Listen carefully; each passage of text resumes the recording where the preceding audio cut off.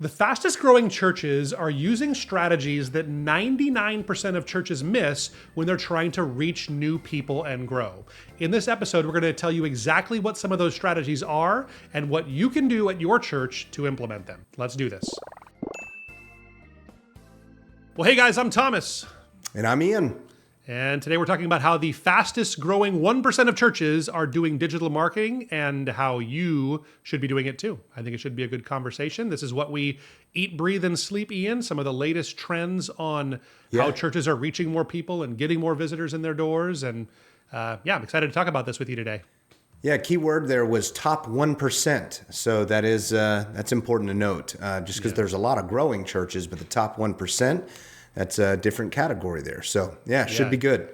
Definitely. I think that, I don't have like updated information on this, but I know back in like 2010, it's like the stats I saw were that like 90% of churches were plateaued or declining, and only 10% were actually in that growing category. But it's so fun. Like I love our jobs that like we get to work with a lot of these kinds of churches, these fast growing churches. And they're, we love all kinds of churches, and we work sometimes with churches that aren't growing and, want to course correct. We want to help them grow. Exactly. That's right. But we do tend to see a lot more people that are growth minded come our ways, which is what I love about being here at Reach Right, is just that, some of my favorite people are our customers here and people that I've worked with. And let me say this, a lot of our partners and customers and just people that we consult, they're not all looking to be in the top 1% or a mega-sized church, but there is something to be said if you want to grow, which we believe every church should want to grow numerically, because we can go on and on why that's healthy and why you want to do that. So we understand that not every church is trying to become a mega-sized church. However, there's reasons why these churches are growing, very positive reasons. So that's what we're going to dig into. So good stuff. So just for some context on this. So I'm a pastor of a church locally. I'm an executive pastor at my church now. Before this, I was pastoring in Madison, Wisconsin. And I took over a church that was 30 or 40 people on a typical Sunday. And we did not become a mega church, but we definitely saw growth. We became a very fast growing church, but we went from 30 or 40 and in a few years went to 150 people or something like that. So it's awesome. On a typical Sunday. So we saw, and we did a lot of these things, but I think these are updated. So we have some some things that I think are specifically like for right now that we're seeing the fastest growing churches using these strategies here. So why don't we dig into them, Ian? Let's dig in. The first one is these churches are optimizing Google, not just social media focused. Yeah. I think a lot of times we think that about like our fastest growing churches is that they're really aces on social media. And that's true. Like I think that they are good. They invest in that area. And I think that's kind of the secret of all this is that you need to know they're investing in this area. Like it takes to do social media well here, and we're filming this in 2025. Like it takes a lot of work and sometimes even like paid staff to really execute social media with excellence. So great photography, edited videos, these kinds of things are a job. It's a lot of work. I think sometimes because social media started as kind of a fun thing where you post pictures of your food and you talked about what you're doing on on Facebook or MySpace and those things, that's not social media today. Like it's actually like real, like to get good content that actually gets visibility in kind of the discovery algorithm era where it's not about who follows you. It's about, is it good content or not? It takes real work to do it. So great churches that are growing do that well, but they also put almost as much focus into making sure they nail their Google business profile. Because this is still the primary way that people are finding your church when they're looking for your church. So here's how I would contrast it. With social media, people will stumble upon your church maybe when they're not looking for your church, and then they become aware of your church through social media. When people are looking for a church, they're in a time of transition, or they just moved there, or something terrible has happened in their life, or they've been in some kind of a really big, maybe they just got married or they just had a kid or something like that. They sometimes will be looking for a church, and what you do in that context is not just stumble onto social media and look around, but you probably type it into Google still to this day. It may change. It may be typing it into other AI chat windows and stuff in the future. But right now, today, I would say it's like between 80 and 90% of people is what our data shows. That's how they're finding churches when they're seeking it out. And the churches that get found there are the ones that are intentional with their Google business profile and making sure that it's perfectly optimized in that area there. So yeah, super important to focus on that. Maybe you can kind of hit some of the high points of what that looks like, Ian, how to optimize. Like, what are some, like, maybe a couple of quick nuggets on what someone can do? Quick things with that. I mean, obviously, it's in a Google business profile, just like when you see, if you're looking for a restaurant, right? You're going to see their photos. You're going to see their menu. There's photos. There's all sorts of, there's your hours of operation. Now, church is different than a business there. But there's that. And it's just making sure those photos are up to date and that their property is visible. And then there's all sorts of other stuff in there that could be related to your ministries, and just it gets pretty detailed. And then there's all these directories and this is where it takes a lot of work, monthly work, where you got to manage your name, address, and phone number on all these directories that really even no one's going to when they're looking for a church, but Google sees your info there and they reward you, in the rankings there. So, and this is funny. I want to use my church as an example.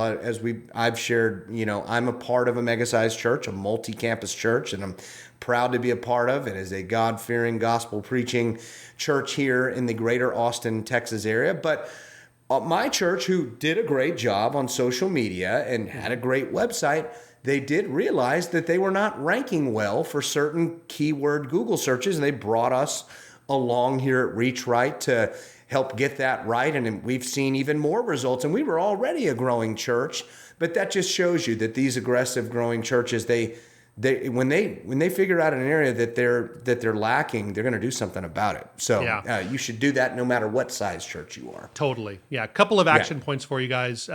I did a video a couple of weeks ago about how to rank number one on local searches for Google. So if you're looking for like kind of a deep dive on that, it's about 12 or 13 minutes. I'll give you all the instruction we have on how to do that. Also, maybe if you're just kind of wanting to see where you rank right now, like if someone searches for you, we have a tool that will send into your inbox a complete analysis on where your church ranks when people type in churches near me in your exact location. So I'll leave that link down in the description. You can use that tool. I think it'll be a big help to our audience there. So make sure to check that out. Good stuff. Next one here is good too. These growing churches run real campaigns, not just random posts. Yeah. Okay. So this is kind of back to that social media thing when we're talking about that. This is a really clear line of demarcation for me for growing churches and churches that are maybe a little bit more stagnant. Is just this approach to social media where it is not intentional, but this kind of idea that when something interesting comes up, I'll post about it, right? Like that kind of an attitude.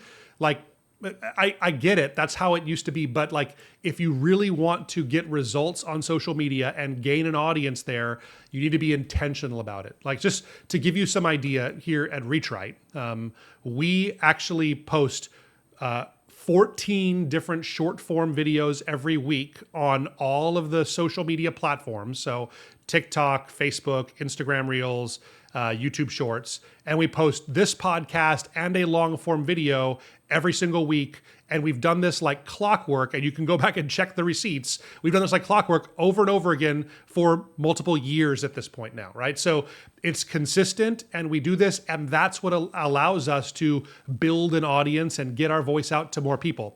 The same thing happens at my church is we have people, it's a much smaller scale because we don't have the same kind of resources at a small or medium-sized local church that maybe we do have here at Reach Right to do this, but we consistently put out our sermons. Most churches do that, but we have a consistent schedule for how often we post. We shoot to do 3 short form videos every single week, and we do it on these specific days. And here's what I've found. When you make a plan and you stick to it, you will always get better results than if you just, as the Spirit leads, decide you're going to post in those times. So I don't mean, I probably shouldn't say that. I don't want to minimize the Holy Spirit. Can lead a certain post. Yes, definitely. We are all for that. Yeah, so we do want to do that. But if you just kind of only post like when you feel inspired, I just know for myself, I don't feel inspired often enough.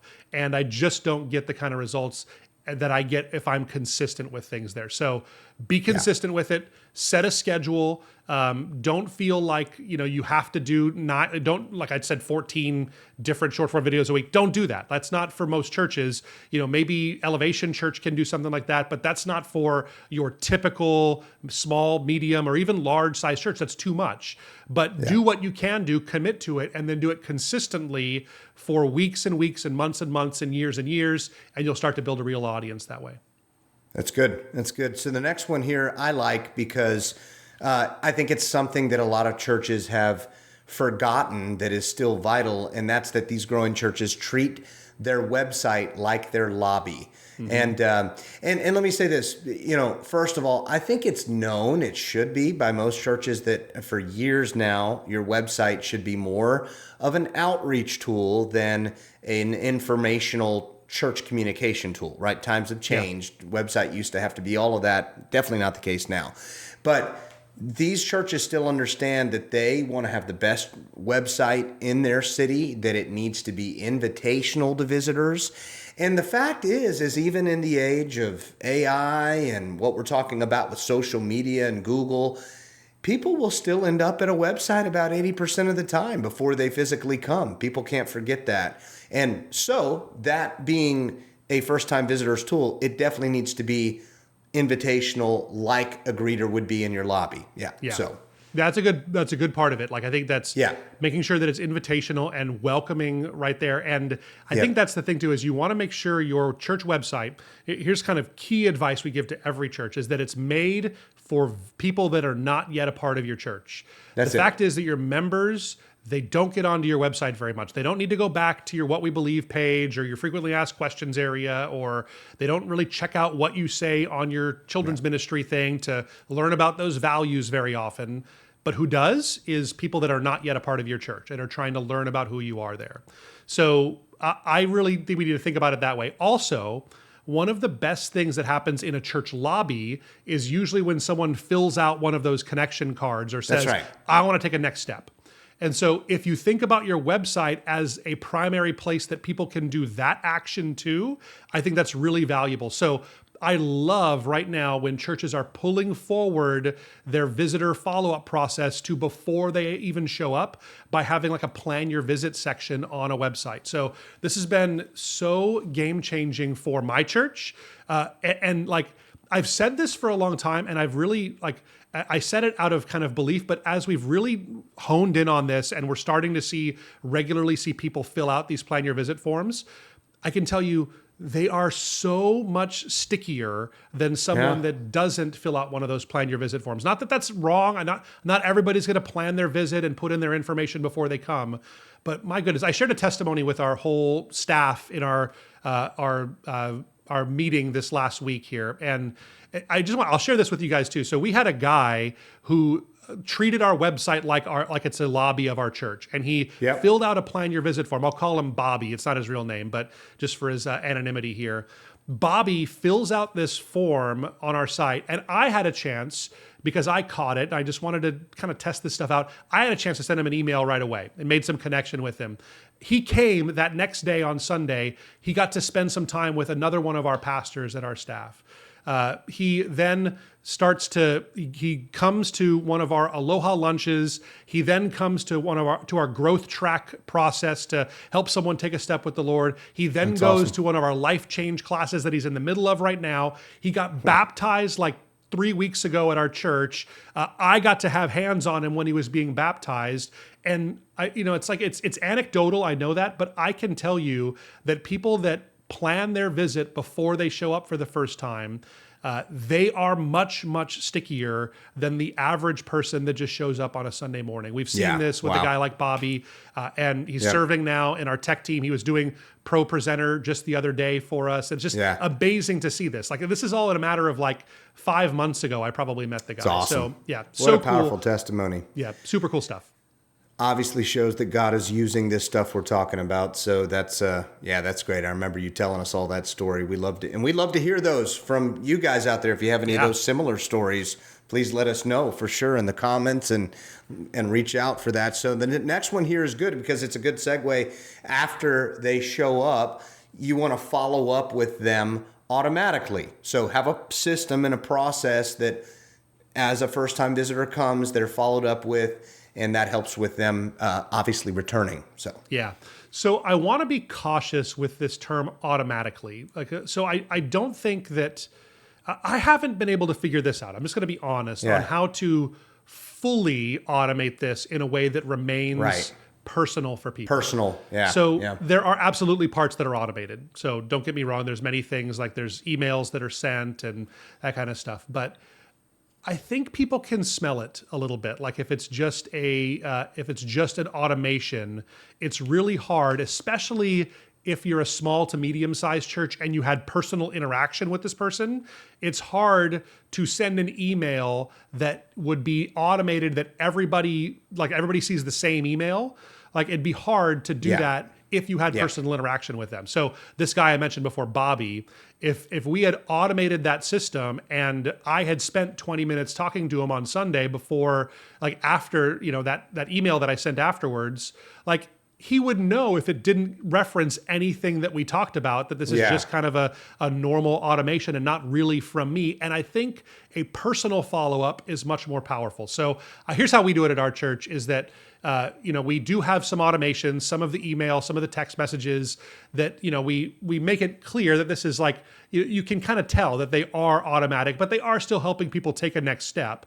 And then also we have personal touches like a handwritten card that's in there. And we still do like an actual like email from the pastor if they had a chance to connect with them on that Sunday morning there, because we've just seen that to be much better. But all of the requests to do these things all take place in Planning Center. So it is automated and it pings to our office manager, for instance. It'll ping her to set up to get a card written to thank that person and their kids for coming out on Sunday. So those parts are automated, but you do need to have, I guess what I'm saying is you need to have a system, automate everything that you can, and be cautious with your automations so that they still have that personal touch there. Now, at scale, this gets really hard. If you're a church like your church, Ian, you guys probably see hundreds of visitors every single week, right? So like to do these to not fully automate that, I think would be challenging. And people don't expect your pastor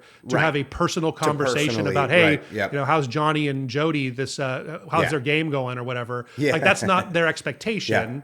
But at most of our audience size churches, so we primarily kind of looking at research from our audience here, our average is, churches between 100 and 300 or 400 people in typical attendance. We're still at the size where we can do that. My church is about 250 to 300. We can still pull it off. And I think it's valuable to have personalized touches in there still. That's good stuff. No, absolutely. And this next one, I want to preface by saying, even though we help in this area and we get the info out about this all the time, it is true that these churches and larger churches are taking advantage of the Google grant. Case in point, going back to my church, actually before Reach Right was able to help my church, which is Celebration Church here in Georgetown, Texas, in the greater Austin area. I don't know if I've ever just shared the name of my church on one of these. So there it is. Look us up. But anyway, basically, they had the grant, just not managing it well. But I'll say this too. Larger growing churches that come our way here at Reach Right compared to smaller stagnant churches, more often than not, already have the grant, they just need help with it. So it is something that the growing churches are taking advantage of. They've been aware of it for a while. And so, take advantage of the Google grant for growth. It still works. I assume that if you're watching this and you're part of the Reach Right family, you know what the Google grant is at this point. But, we still do run into a lot of people that don't.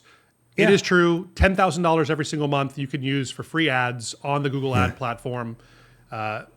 Long story short, it's not as easy as you think to spend $10,000 or even spend $200 nowadays.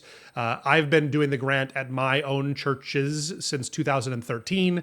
There was a time where you turn it on and you saw tons of guests and $10,000 spent just by flipping a switch and putting in a couple of keywords. That is so far from the case now. We've done whole videos on how we get asked all the time, like, is it dead? Like, does it even work anymore? Yes, but it's nowhere near as easy as it used to be. So you have a couple of options with this. You can learn to do it yourself, and that's something that probably takes a lot of time, or you could have a company come alongside and help you manage it and get you results. But it absolutely does work. I think, kind of just some rough numbers on things is that we on average spend about $4 per click. Our customers that have been with us for a few years, they're seeing probably on average $4,000 to $6,000 per month in ad spend. So that's something around 1,000 to 1,500 clicks onto your website.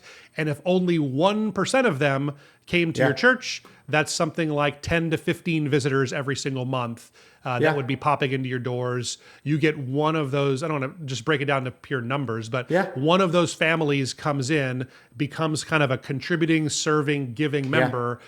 It pays for itself pretty quickly in most cases. So I think it's something that every church should be taking advantage of. We do tons and tons of content that we will link to up here that will teach you exactly how to do all the stuff that we do. So we don't hold anything back. There's no secret sauce that we kind of tell you most of it, but don't tell you this part. We give it all to you, but the caution is it's just hard work. And so if you want someone else to do the hard work for you, we're happy to help you with that. So drop us, we'll leave a link down in the description below on how you can maybe have ReachRight help you manage the grant if you want some help in that. Boom. Awesome. Next one is they track what works and drop what doesn't. Yeah. So that's true. And let me just say this too, before you elaborate on that, Thomas, that what I've seen common with stagnant, just churches that are not really growing, is that they are beating up the same old tactics for outreach or marketing or just what they're doing to try to grow. And they just are stubborn and don't let go of what's not working. These growing churches, they'll let it go if it's not working. So, you know what it is? It's hard because here's what happens. Kind of on the inside of a staff, all these things that don't work anymore, chances are they worked at some point. And everybody always has a story of how Maud over there, she gave her life to the Lord back in the 60s. She found us in the yellow pages. Right, exactly. And it's like, and I don't mean to minimize that. Like I love those stories. It's great. Yeah. But this is really one of the biggest challenges the churches have, is that people have this attachment and this sentimental tie to what led them to deepen their relationship with the Lord.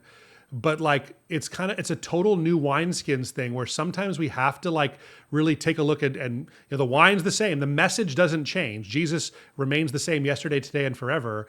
But the methods we use to reach people with the gospel, they not only should they change, they need to change if we want to remain effective in everything that we do here. So I think that's something that's so important, is taking a hard look. And this is in a big picture, we're talking about it. Taking a hard look at events that you do. And we just wrestled with this as a staff on Tuesday of this week, talking about every year we are part of our local community's Christmas parade. And we were just wrestling. We had a 30-minute conversation about hey, should we still do this? Does this make sense for us? It's a lot of lift to do it and all the work that goes into it. Is it worth it? And, I think we're still on the fence a little bit on it. I don't know that we came to a final decision, but we assigned who's going to make the decision. And we all came to terms with the fact that even though we can point to people in our church that said, I first learned about New Hope from that parade. I saw you guys marching. We know people in our church that are like that and are it's very dear to them. At the same time, it doesn't necessarily mean that it is the best use of our time today. So having those kinds of analytic conversations are important. And I think you could do it on a much more, much tighter level, especially in the digital marketing world. This is what you do, is that you test things to see if they work. So for us here at ReachRight, every YouTube video we do, we have 2 thumbnails that we put onto things. And YouTube now allows you to run these tests, and it'll tell you pretty specifically which thumbnail does better. And you'd be amazed at how different sometimes they are. Sometimes we'll put a thumbnail out and one thumbnail will get 80% more watch time than another thumbnail. That's how much these thumbnails matter. So if you're doing your messages at your church and you're putting out thumbnails, and you should take the time to make good thumbnails for your sermons on YouTube, do 2 of them. like do two variants that are kind of interest inspiring, see which one works best. YouTube makes it really easy to run this test and remove the one that doesn't. Just kind of keep doing these kinds of things and you'll start to learn what works for our audience, what gets better results, and keep scratching what doesn't work and putting more effort into what does. That's good. That's good. And I know you're going to love this last one here, Thomas. Last but not least, these top 1% growing churches are using powerful AI tools. Yeah. So there's so many that I could talk about here, and I don't want to like make our content like really tool specific on things, because the thing about AI tools is that the ones that I would talk about today that I'm using, they didn't exist a year ago. And I'm almost certain that there'll be things way better, like if not by the time this episode airs, by like next year, there'll be even better tools that are out there, or these tools might be totally different. So it's hard to get tool specific on things. But a couple of things I would mention is just obviously like for your outreach, and especially for things like writing copy, writing newsletters, writing your visitor follow-up sequences, all these things, use AI, use AI to help you. I want to be clear on this, not as a thought leader, but as a thought partner. Have it help you at least brainstorm ideas for let's say subject lines for your email communications. Have it help you with that and then make it your own afterwards. But it'll usually get you some good ideas to get you going and actually get better results. Subject lines are really everything when it comes to email outreach, because if people don't open your email, then you'll never see what you have to say. So you need to have a really good subject line. But one other tool that I'm using a lot of right now is one called icon.ai. Again, I don't want to get product specific, but it is interesting. It's a tool for doing meta ads, mostly is how we use it. And it can do some really crazy things that I don't recommend for churches, but it also just makes automatically static ads that you can use on Facebook, Instagram, those things to advertise services or to upcoming events that you're having. The other thing Icon does is this is kind of creepy, but it makes fully what's called UGC or user generated content videos from totally AI. So the use case primarily is, let's say you're selling a wallet online, and you can have AI grab a real looking person, looks 100% real, grab your wallet and talk about how much they love it just by typing in the script of what you want them to say. Wow. So it does that kind of stuff. I can't really think of an appropriate use case for churches for that. That seems like maybe there is one that you can drop in the comments below, but I do not recommend having fake testimonies from AI avatars as your social media advertising on.